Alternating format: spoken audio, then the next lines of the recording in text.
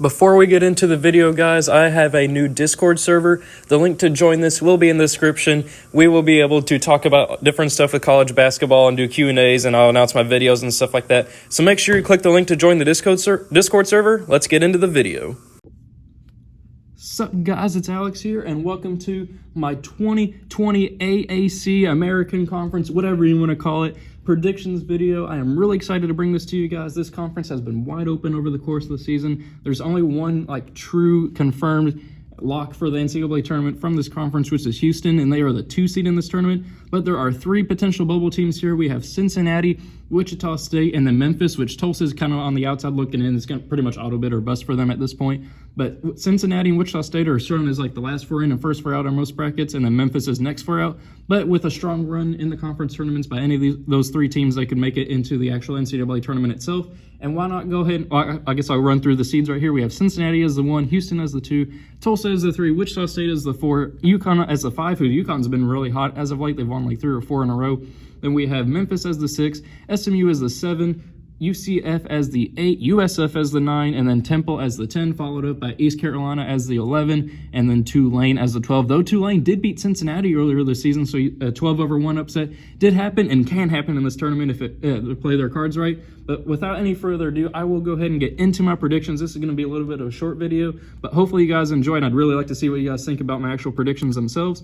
So taking a look at the bracket, we do have USF, South Florida moving on past UCF, Central Florida. UCF had Taco Fall last year, had the best season in team history, almost upset Duke if that final layup tip-in had gone in. I was super pumped if that had gone in, but it did not. And then USF, I do think will move on here past UCF.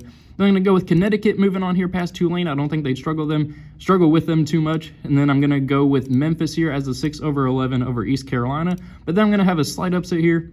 Then go with Temple as the 10 over the 7-seeded SMU Mustangs. SMU made the tournament a couple of years ago, but they have not been looking good over the course of this season. I think Temple gets the victory there. But then for a spot in the American semifinals, or actually I think these are quarterfinals, semifinals, I don't know. I can't remember what it is.